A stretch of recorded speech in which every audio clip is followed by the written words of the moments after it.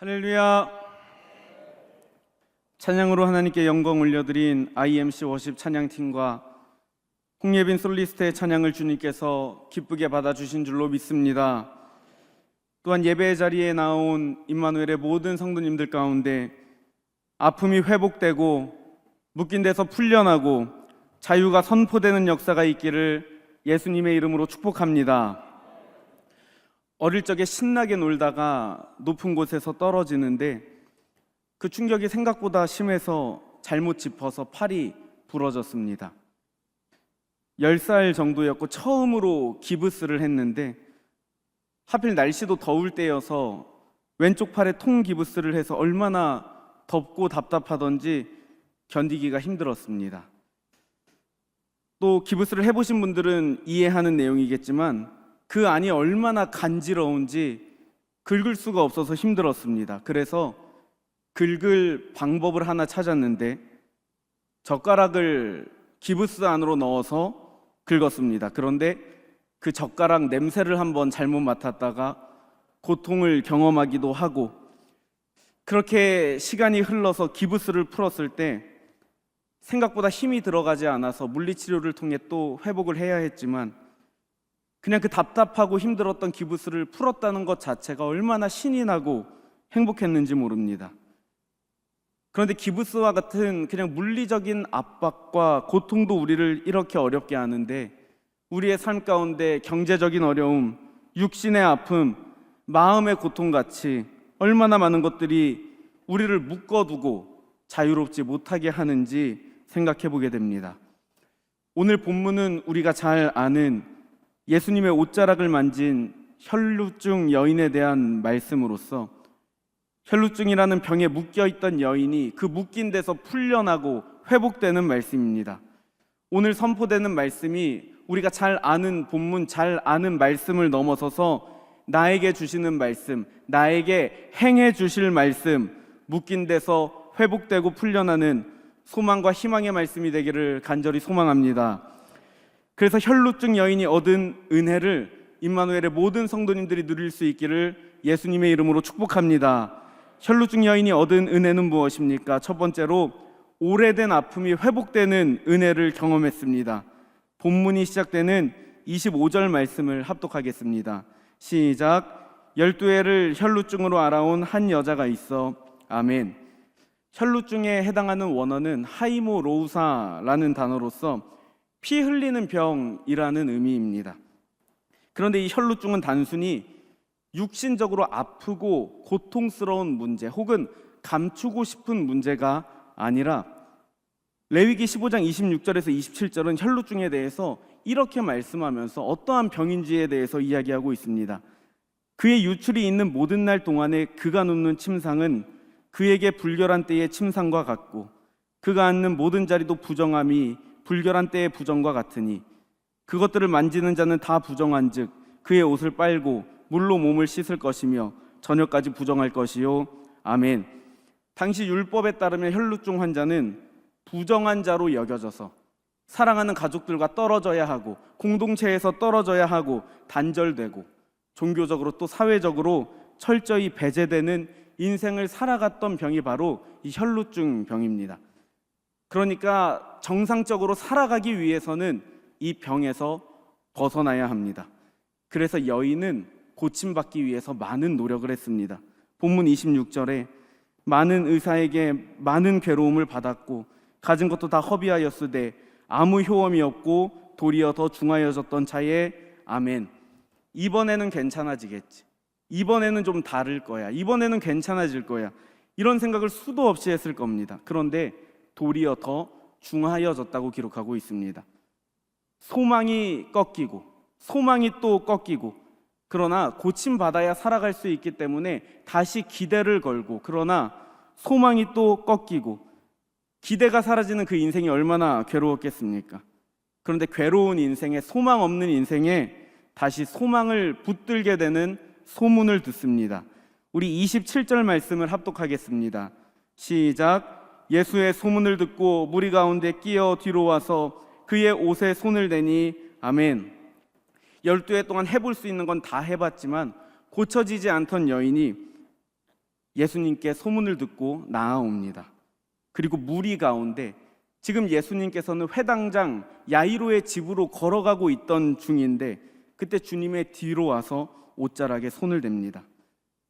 우리의 삶이 올 한 해의 시간이 정말 간절한 마음으로 예수님의 옷자락을 붙드는 한 해가 되기를 간절히 소망합니다. 28절에 이는 내가 그의 옷에만 손을 대어도 구원을 받으리라 생각함일러라. 아멘. 이 여인이 생각했던 것입니다. 주님 옷에만 손을 대어도 구원을 받으리라. 본문에서는 생각함일러라 라고 기록하고 있는데 이 생각함일러라의 원어는 엘레겐으로서 반복적인 행위를 나타내는 단어로 기록되었습니다. 그러니까 한 번만 생각한 것이 아니라 그 생각을 멈춘 것이 아니라 내가 예수님을 만나야 돼.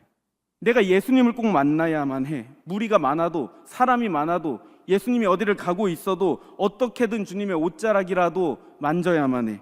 생각하고 또 생각하고 또 생각하며 간절히 나아온 여인의 모습, 이 예수님의 옷자락을 만진 것입니다. 충동적인 행동이 아닙니다. 간절히 기도하며 되뇌었던 기도의 내용들이 고백되어지는 모습입니다. 또한 내가 주님의 옷에만 손을 대어도에서 이 손을 대다라는 것은 원어로 합토마이로서 만지다, 붙잡다라는 의미입니다. 믿음의 고백으로 주님을 붙잡았을 때 주님께서 역사하여 주셨음을 믿으시기를 소망합니다. 29절 말씀을 합독하겠습니다. 시작. 이에 그의 혈루근원이 곧 마름에 병이 나온 줄을 몸에 깨달으니라. 아멘. 사랑하는 여러분, 우리의 아픔이 아무리 오래되었더라도 주님께로 나아오면 회복의 길이 열리게 됨을 믿으시기를 소망합니다. 어떤 절망도 예수님 앞에 나오면 굴복하게 되고 떠나가게 되고 빛 대신 주님께서 새롭게 시작하여 주실 줄로 믿습니다. 마태복음 4장 16절은 이렇게 말씀합니다. 흑암에 앉은 백성이 큰 빛을 보았고 사망의 땅과 그늘에 앉은 자들에게 빛이 빛이었도다 하였느니라. 아멘. 흑암에 앉은 백성들, 어두움 가운데 있는 백성들, 사망의 땅과 그늘에 앉은 소망 없고 희망 없는 자들, 오래된 아픔에 묶여있는 자들에게 주님께서 빛을 비춰주셔서 올 한 해 여러분들의 삶 가운데 특별히 우리의 삶을 괴롭게 하는 것들, 묶여있는 것들, 오래된 아픔까지도 회복되는 신년의 역사가 있기를 예수님의 이름으로 축복합니다. 혈루증 여인이 얻은 은혜는 무엇입니까? 두 번째, 예수님의 긍휼의 사랑을 경험했습니다. 본문 30절 말씀을 합독하겠습니다. 시작. 예수께서 그 능력이 자기에게서 나간 줄을 곧 스스로 아시고 무리 가운데서 돌이켜 말씀하시되 누가 내 옷에 손을 대었느냐 하시니 아멘.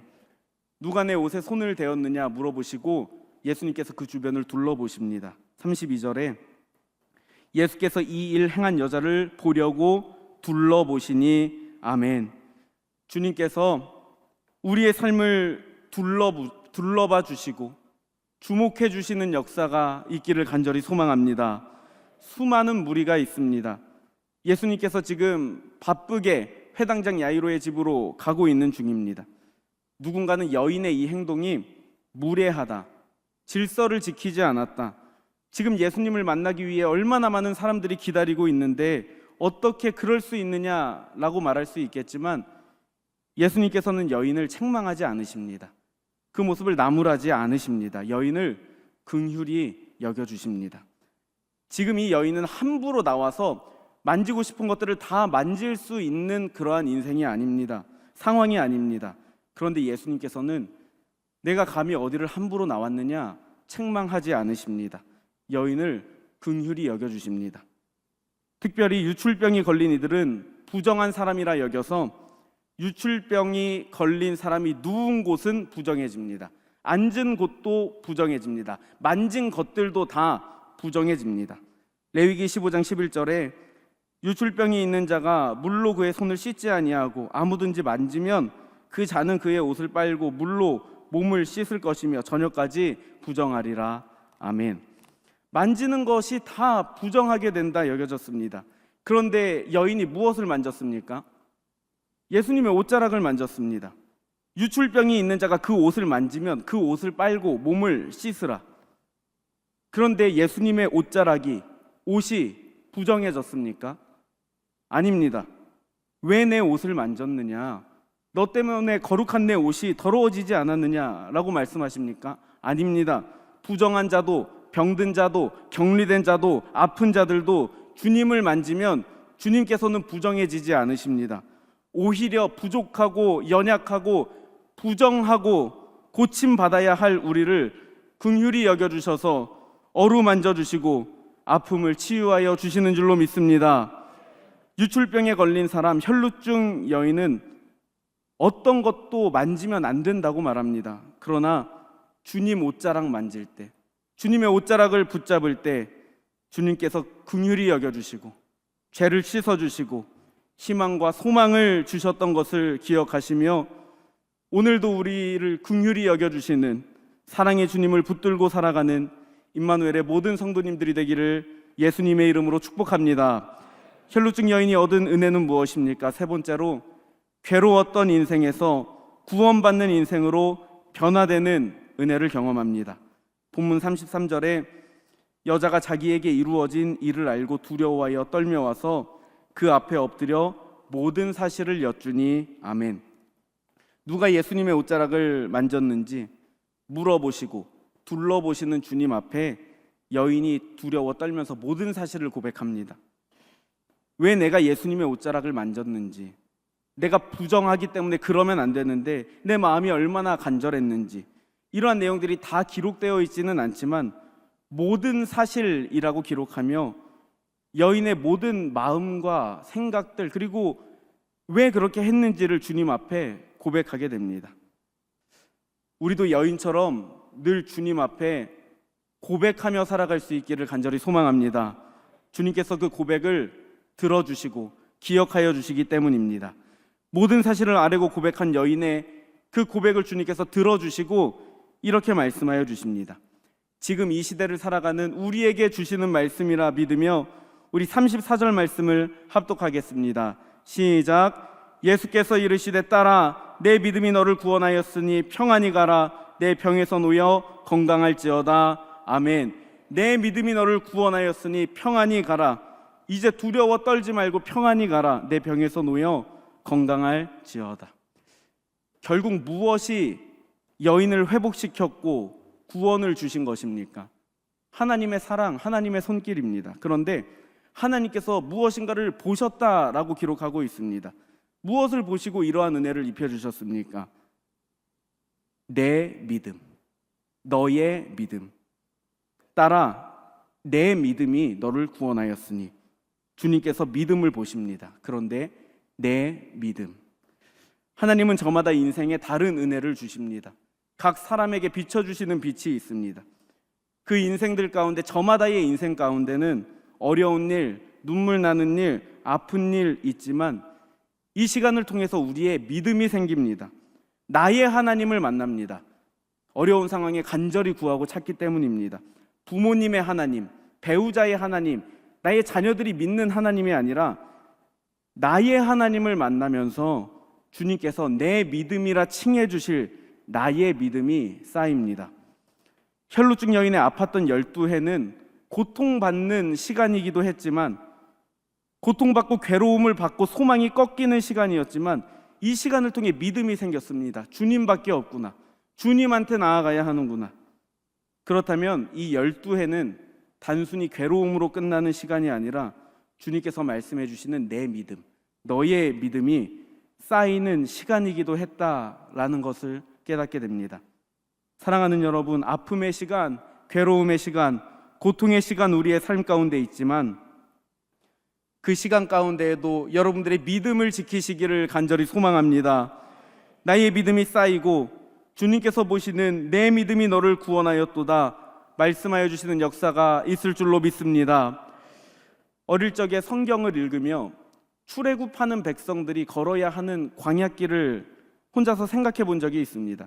고난투성이이고 힘들고 어려운 시간들. 그런데 왜 하필 광야로 걷게 하셨을까? 그냥 가나안으로 곧장 인도하여서 행복하게 살아가게 하면 되는 것 아니었을까? 너무나 어린 신앙이었습니다. 그런데 하나님께서 이끌어 주셨던 광야는 진짜 우리가 생각하는 스올과 같은 광야가 아니라 더욱더 하나님께서 가까이서 지켜주시고 보호해 주셨다는 것을 깨닫게 됩니다. 더 세심하게, 더 가까이서, 더 표현하며 더 보여주신 은혜가 광야에 있지 않았습니까? 믿음의 백성들로 만들어 가시는 시간이었습니다. 언젠가 이러한 문구를 본 적이 있습니다. 신앙생활의 가장 비극은 고통스러운 환경이 아니라 그 안에 계신 그리스도를 보지 못한 데 있습니다. 입히시고 먹이시고 성장시키시고 늘 함께하여 주시는 주님의 은혜가, 주님의 사랑이 우리를 향해 있음을 믿으시기를 소망합니다. 혈루증 여인은 줄곧 그냥 여인이라는 단어로 기록되었습니다. 귀내라는 단어로, 여인이라는 단어로 쓰여진 겁니다. 그런데 예수님께서는 이렇게 말씀하여 주십니다. 예수께서 이르시되 따라 내 믿음이 너를 구원하였으니 평안히 가라. 내 병에서 놓여 건강할지어다. 아멘. 예수님께서 무엇이라 불러주십니까? 따라. 여기서 딸은 원어 뒤가테르라는 단어로서 실제로 아버지와 딸의 관계를 나타내는 단어로 기록되었습니다. 세상은 아무리 그 여인이 아프고 안타까운 여인이라고 했지만, 또 사람의 시선으로는 불행한 인생이었지만, 그러나 주님께서는 믿음으로 살아가는 나의 소중한 딸이라 말씀하여 주십니다. 주님께서 오늘도 말씀하여 주십니다. 사랑하는 딸아, 사랑하는 아들아, 내 믿음이 너를 구원하였으니 내가 그 믿음을 보고 있으니 평안히 살아라. 내가 너와 함께한다.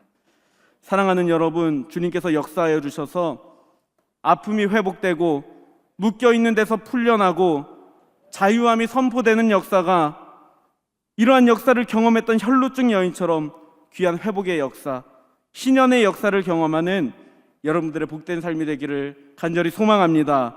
괴로웠던 인생에서 구원받는 인생으로 내 딸이라 불러주시는 평안과 감사와 회복이 가득한 올 한 해가 되기를 예수님의 이름으로 축복합니다. 기도하겠습니다. 사랑의 하나님 아버지, 감사합니다. 임마누엘의 신년의 해를 허락하여 주신 주님, 고통과 아픔 가운데 있는 성도들의 삶이 성령의 긍휼로 아픔이 회복되고 묶인 데서 풀려나고 자유함이 선포되는 역사가 가득하도록 주님 함께하여 주옵소서. 12해 동안 고통받던 혈루증 여인이 치유받고 주님의 긍휼의 사랑을 경험하고 괴로웠던 인생에서 구원받는 인생으로 하나님의 자녀로 변화되었던 것처럼 지금도 주님께 간구하는 이들의 삶에 소망과 기쁨이 가득하도록 치유의 역사를 허락하여 주옵소서. 주님, 이번 한 주는 누구든지 품어보겠다고 결단하였습니다. 공감하고 이해하고 응원하는 인생, 나를 사랑해 주시고 품어주시는 주님의 사랑을 기억하며 그 사랑을 닮아 살아가는 한 주가 되게 하여 주옵소서. 이제는 우리 주 예수 그리스도의 은혜와 하나님의 사랑과 성령님의 교통하심이 임마누엘의 모든 성도들의 삶과 가정 가운데 주님의 옷자락이라도 만지기 위해 간절히 기도하며 살아가는 모든 성도들의 삶 가운데 이제로부터 영원토록 함께하여 주시기를 간절히 축원하옵나이다. 아멘.